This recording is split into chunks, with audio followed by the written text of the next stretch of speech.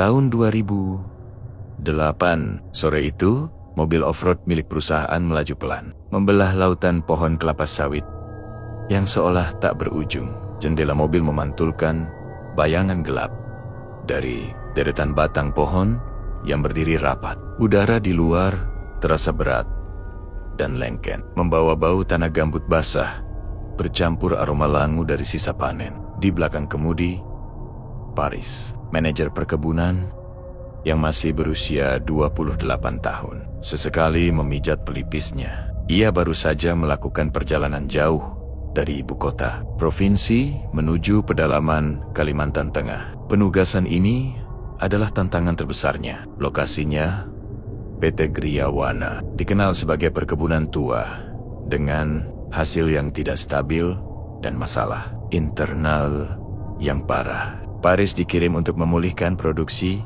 yang terus menurun. Di sebelahnya sang istri, Mona, menoleh dengan ekspresi cemas. Ia tidak pernah menyukai gagasan pindah ke tempat yang terisolasi, di mana sinyal ponsel hampir tidak ada. "Mas, tempat ini benar-benar terpencil," kata Mona pelan. "Sepanjang jalan, kita hanya melihat pohon, tidak ada kehidupan." Paris berusaha memberikan senyum, meyakinkan. "Ini sementara, sayang. Kalau aku berhasil membalikan keadaan di sini, posisi dan karirku akan naik signifikan. Kita hanya perlu bertahan sebentar. Lagi pula, perusahaan menjamin ada fasilitas dasar di kompleks mes." Paris teringat pada manajer lama yang ia gantikan, Pak Hadi, yang tiba-tiba pensiun dini. Surat perpisahannya hanya berisi 2 kalimat aneh. "Jaga dirimu baik-baik dan jangan berjalan sendirian menjelang maghrib."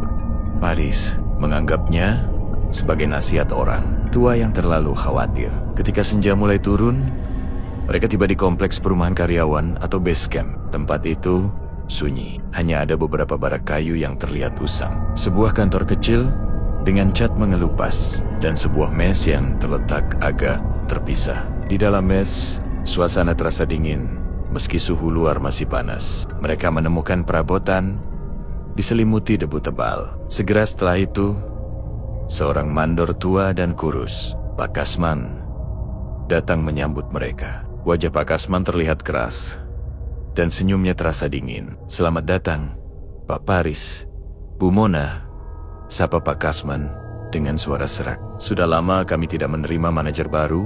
Kami harap Bapak betah." "Terima kasih, Pak Kasman. Saya Paris. Saya ingin kita bisa segera bekerja sama untuk meningkatkan hasil," jawab Paris sambil menjabat tangan Pak Kasman. Pak Kasman mengangguk. "Tentu, Pak. Tugas saya mengurus kebun, tapi ada hal penting yang harus Bapak pahami. Di sini, kebun bukan hanya milik PT. Ada pihak lain yang punya hak di tanah ini. Kami menyebutnya penghuni lama." Mona langsung bergidik. Paris mempertahankan sikap profesionalnya. "Baik, Pak. Tapi fokus saya adalah produksi." Malam pertama di mes adalah malam yang panjang. Paris mengeluarkan laptop untuk menyusun rencana kerja. Ia membuka laporan insiden lama. Data menunjukkan adanya pola aneh. Panen selalu anjlok drastis. Setelah terjadi penemuan, Paris memeriksa lebih lanjut. Laporan insiden kebanyakan berupa kecelakaan kerja biasa. Namun, ada satu bagian yang disensor tebal, hanya menyisakan tanggal 17 Juni 2007 dan 29 November 2007. Di samping tanggal-tanggal itu, dengan tulisan tangan yang bergetar, tertulis satu kata, "hilang." Saat Paris tengah fokus membaca, Mona tiba-tiba berteriak dari dapur, "Mas, cepat lihat ini."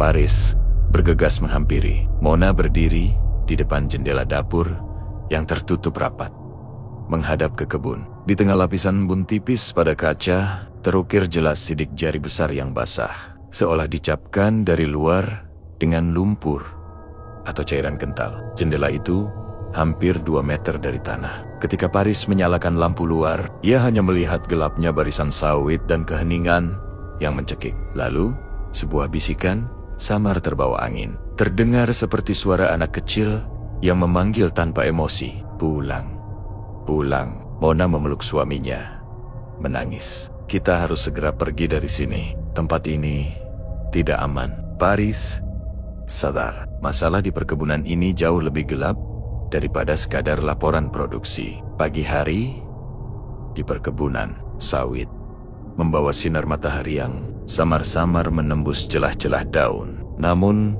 kelegaan yang dirasakan Paris hanya sebentar. Malam yang menakutkan itu masih membekas. Paris segera memulai inspeksi lapangan. Ia didampingi oleh Pak Kasman dan Mandor Udin, seorang pekerja parubaya yang tampak lebih ramah, namun matanya menyimpan rasa waspada yang mendalam. Pak Kasman, semalam ada sidik jari aneh di jendela mes, ujar Paris sambil berjalan. Ia berusaha membuat nadanya terdengar seolah itu hanyalah lelucon. Pak Kasman tidak menoleh. Itu hal biasa, Pak.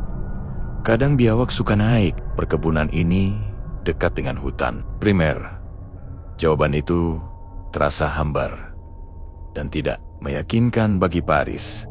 Ia memutuskan mengalihkan fokus ke kebun. Sebagai manajer, Paris segera melihat kejanggalan pada tata letak. Perkebunan ini luas, tetapi ada satu sektor yang ditandai sebagai blok C12 yang terlihat sangat terawat. Pohon-pohon di sana ditandai sebagai area panen sering, padahal lokasinya paling dekat dengan batas hutan dan seharusnya memiliki tanah yang kurang ideal.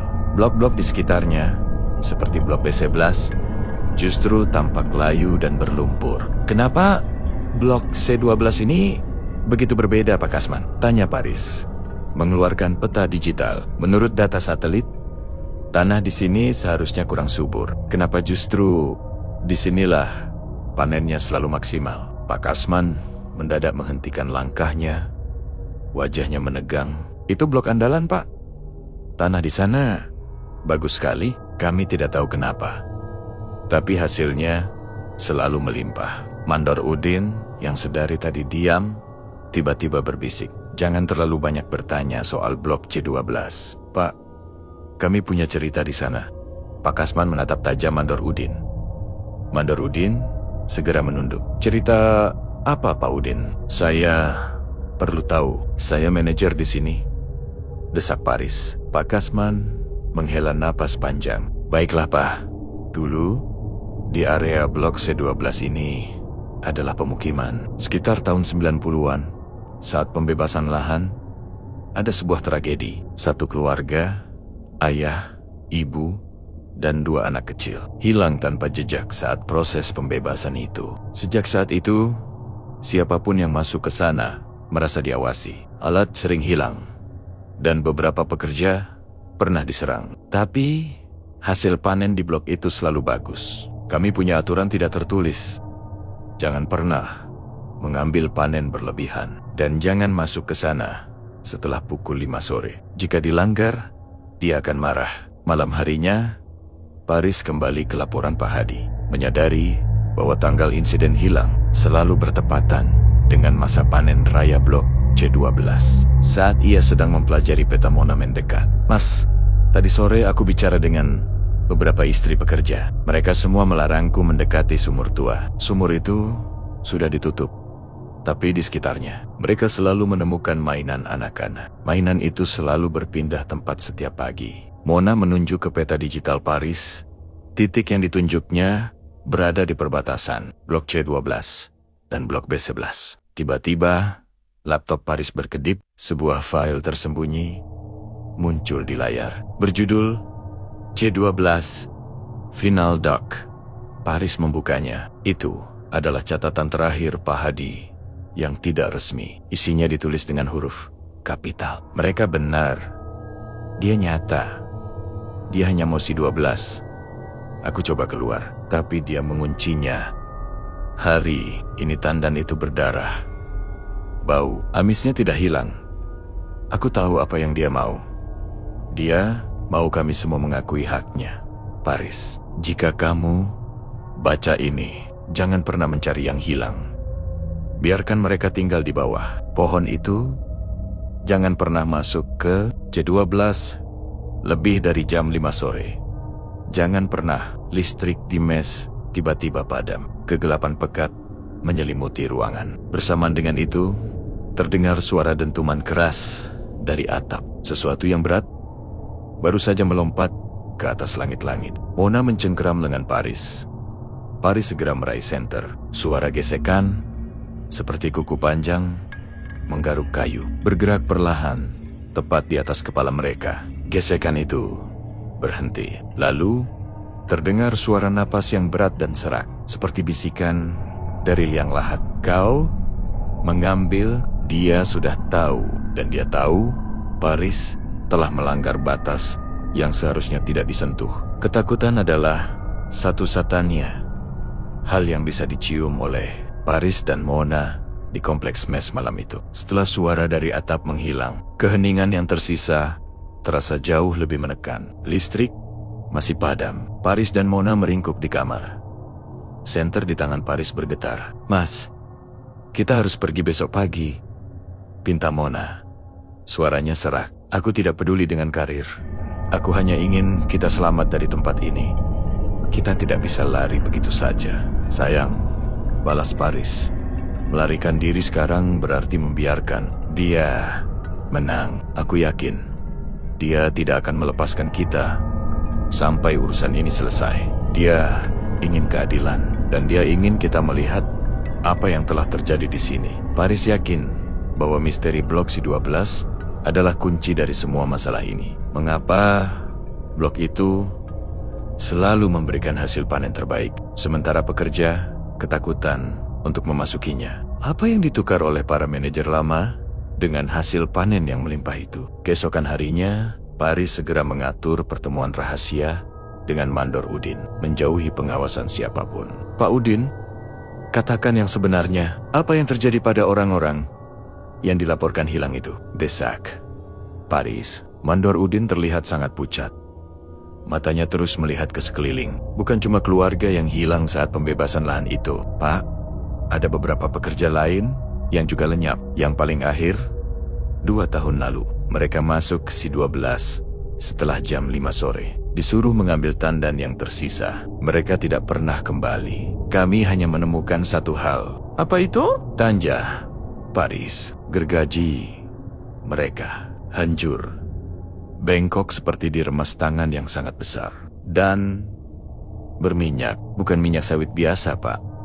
Bau anyir seperti oli kotor dan darah," jawab Mandor Udin dengan nada bergetar. Mandor Udin kemudian mengeluarkan dompet usang. Ia menunjukkan foto buram seorang anak laki-laki kecil dengan mata kosong. "Ini anak saya. Hilang 10 tahun yang lalu. Manajemen lama bilang anak saya lari. Tapi saya tahu dia diambil. Saya mengambil terlalu banyak tandan sawit dari C2. Belas hari itu," bisiknya penuh kesedihan. Paris terdiam. Ini adalah sebuah pengorbanan yang sistematis, ditutupi oleh manajemen demi menjaga produksi. "Pak Udin, tunjukkan di mana letak sumur tua itu," pinta Paris. Mandor Udin setuju. Dengan syarat tidak ada yang boleh tahu ia membantu Paris. Sore harinya, menjelang maghrib, Paris dan Mandor Udin menyelinap ke dalam blok C12.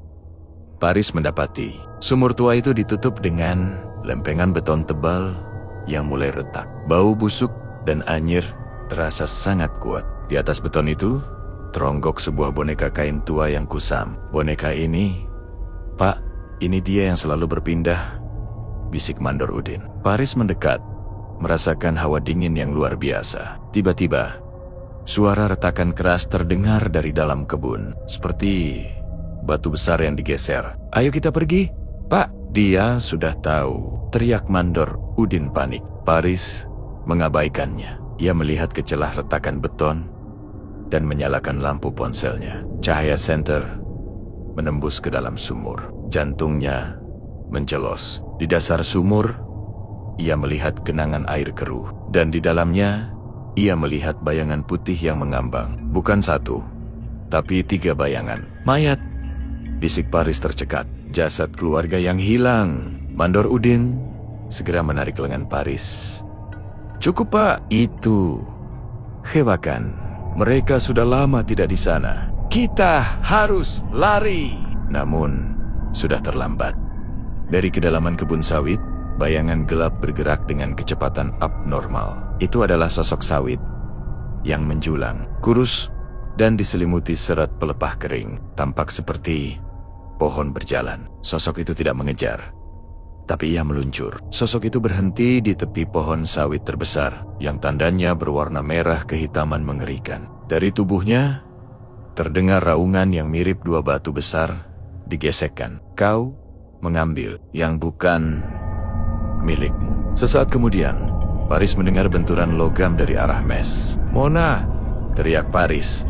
Panik, istrinya dalam bahaya. Ketika mereka berhasil keluar, mereka melihat Pak Kasman berdiri tegak di depan mes dengan parang di tangan. Wajahnya penuh kekejaman dingin. Di tanah, tergeletak tas kerja Paris. Dan di sampingnya, adalah boneka kain kusam yang tadi ada di atas sumur. Mona telah mengambilnya. "Kau tidak seharusnya melihat blok C12 Paris," kata Pak Kasman datar. "Kau melanggar perjanjian." Sekarang, dia marah. Dan dia akan mengambil yang paling berharga. Tiba-tiba, suara gesekan mengerikan terdengar dari belakang Pak Kasman. Sosok Sawit itu sudah tiba. Jauh lebih cepat. Situasi di depan mes berubah menjadi kekacauan total. Para pekerja yang tadinya berdiri bersama Pak Kasman lari tercerai-berai, menjerit ketakutan melihat kedatangan sosok Sawit yang menjulang. Hanya Pak Kasman yang tetap berdiri, seolah membatu menjadi persembahan bagi kengerian itu. Paris menyadari peran Pak Kasman bukan sekadar menjaga perjanjian, melainkan sebagai pengawas dari kesepakatan gelap itu. "Kenapa Pak Kasman? Kenapa Bapak biarkan pembunuhan ini terus terjadi?" teriak Paris sambil menarik mandor Udin untuk berlindung di balik jeep. "Ketenangan, Paris. Perkebunan ini butuh ketenangan," balas Pak Kasman. Matanya memancarkan kegilaan. "Dia hanya minta blok C12. Kita berikan panen terbaik di sana. Dan dia memberi kita hasil yang stabil di blok lain. Kau merusak keseimbangan itu." Sosok Sawit itu tidak memedulikan Pak Kasman. Seluruh fokusnya tertuju pada boneka kain kusam yang tergeletak di tanah, yang merupakan milik penghuni lama. Dan tentu saja, pada mes tempat Mona berada, dengan lompatan cepat yang tidak wajar, sosok itu melangkahi Pak Kasman. Jejak kakinya meninggalkan cekungan di tanah berlumpur. "Ambil boneka itu, Paris, kembalikan padanya," teriak Pak Kasman. Paris tidak memikirkan keselamatannya sendiri. Ia hanya memikirkan Mona. Ia berlari ke arah boneka itu ketika tangannya menyentuh kain tua yang kusam itu. Sebuah gambaran singkat dan tajam menyeruak di benaknya. Seorang anak kecil yang kedinginan dipaksa masuk ke dalam lubang gelap, diiringi suara bising traktor dan bau oli. Paris mengerti. Boneka itu adalah sisa energi, kunci untuk mengunci jiwa salah satu anak yang hilang, dan kini digunakan oleh sosok Sawit untuk menjaga hak atas blok C12. Sosok itu kini berdiri tepat di hadapan Paris. Bau busuk, amis, dan lumut basah menghantam indera penciuman Paris. Ia melihat sosok itu lebih dekat. Kulitnya dilapisi serat sawit tajam. Tangannya berakhir dengan cakar panjang yang menghitam. "Kau mengambil." Raung sosok itu lagi. Suaranya kini terdengar seperti lolongan kesakitan yang mendalam. Paris tidak mundur. Ia mengangkat boneka itu.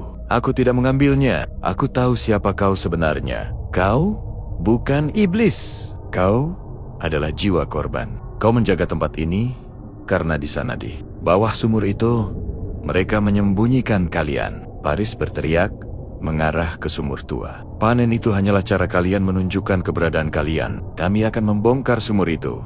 Kami akan menguburkan kalian dengan layak. Biarkan kalian beristirahat." Sosok Sawit itu tiba-tiba mengeluarkan lengkingan yang mengerikan dan memilukan. Suara itu menggema, membuat daun-daun sawit di sekitarnya berguncang hebat. Sosok itu maju selangkah, dan Paris menutup mata, menunggu serangan. Namun, yang ia rasakan hanyalah hembusan angin dingin yang menusuk. Ketika Paris membuka mata, sosok Sawit itu telah menghilang, lenyap kembali ke dalam kegelapan blok C12. Keheningan kembali datang. Tiba-tiba, teriakan lain terdengar. Kali ini dari Pak Kasman. Pak Kasman yang tadinya berdiri tegak, ambruk ke tanah. Parang di tangannya terlepas. Ia mencengkeram dadanya. Wajahnya membiru. Dia melanggar perjanjian, bisik Pak Kasman sebelum tubuhnya kejong-kejong dan ia meninggal seketika di tempat. Mandor Udin berlari mendekat. Pak Kasman, kena hukuman. Pak. Paris berdiri kaku, memegang boneka itu. Sosok sawit itu telah mengambil korban karena perjanjiannya dilanggar. Mona berlari keluar mes dan memeluk Paris erat-erat. Apa yang terjadi, Mas? Aku sangat takut. Tidak apa-apa, sayang. Dia pergi. Tapi kita belum selesai, jawab Paris. Ia menatap blok C12. Paris tahu untuk mengakhiri misteri dan teror ini selamanya, ia harus membongkar sumur tua itu. Ia harus mengembalikan apa yang seharusnya dikembalikan. Ia harus memulangkan yang hilang. Kabar kematian Pak Kasman yang terjadi tepat setelah Paris berhadapan dengan sosok sawit menyebar cepat dan menimbulkan ketegangan luar biasa di kompleks perkebunan. Pekerja menganggap ini adalah hukuman telak karena Paris telah berani mencampuri urusan penghuni lama. Paris menggunakan ketakutan ini sebagai momentum. Ia mengumpulkan para pekerja dan berbicara dengan tegas. Pak Kasman meninggal karena dia memilih menutupi kebenaran dan menjaga perjanjian yang salah, kata Paris. Roh yang kalian takuti itu bukanlah iblis yang haus darah. Mereka adalah korban yang jiwanya terperangkap di tanah ini karena dikubur secara tidak layak. Mereka marah karena kita mengabaikan fakta pembunuhan di sumur tua itu. Paris tahu ia harus bertindak cepat sebelum ketakutan kolektif berubah menjadi kepanikan massal. Ia segera memerintahkan Mandor Udin untuk menyiapkan ekskavator kecil dengan alasan darurat untuk memperbaiki kerusakan parah di blok B11. Pak Udin, kita akan lakukan ini saat tengah hari, saat semua pekerja sedang sibuk di blok masing-masing dan matahari paling tinggi, bisik Paris. Kita tidak akan mengumumkan niat kita yang sebenarnya. Tepat pukul 11 pagi, Paris dan Mandor Udin mengarahkan ekskavator menuju batas blok C12. Setibanya di sumur tua, Paris meletakkan boneka kain kusam di atas beton penutup. Ia menundukkan kepala sejenak. Kami datang, kawan. Kami datang untuk memulangkan kalian, bisiknya. Mandor Udin, meskipun tubuhnya gemetar, mulai mengoperasikan mesin. Cakar ekskavator menghantam lempengan beton tebal yang menutupi sumur.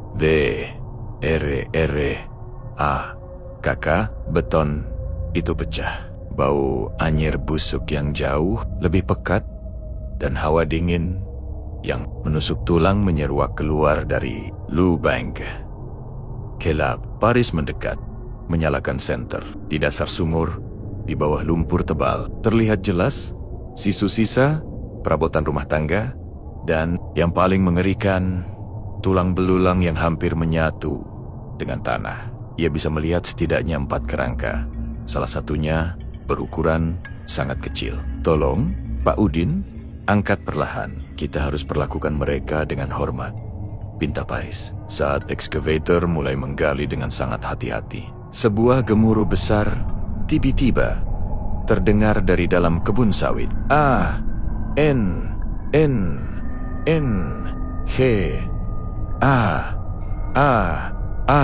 Sosok sawit itu muncul. Kali ini ia tidak meluncur. Ia berdiri tegak, dan pohon-pohon sawit di sekitarnya bergoyang hebat, seolah ia adalah pusat badai. Sosok itu meraung kesakitan yang luar biasa. Tidak, jangan ambil aku. Paris sadar bahwa sosok itu tidak ingin jasadnya ditemukan. Ia takut jasadnya dimakamkan secara layak, yang berarti ia akan kehilangan hak atas tanah ini dan harus pergi. Paris berteriak sekuat tenaga. Suaranya mengalahkan raungan sosok itu. Kau harus pulang. Kau sudah terjebak di sini terlalu lama. Saatnya kau bebas. Ketika Mandor Udin berhasil menarik kerangka kecil kerangka Anaka atas tanah, sosok sawit itu jatuh ke tanah Dengan bunyi debuman, ia merangkak, berusaha menjangkau kerangka itu. Tetapi terlihat jelas, kekuatannya melemah. Dengan sisa tenaga, mereka berhasil mengangkat keempat kerangka itu ke atas. Di bawah kerangka, salah satu orang dewasa, Mandor Udin, menemukan lencana polisi tua yang berkarat. Ini bukan warga sipil, Pak. Mereka, keluarga polisi. Mungkin dia menolak pembebasan lahan, ujar Mandor Udin, terkejut.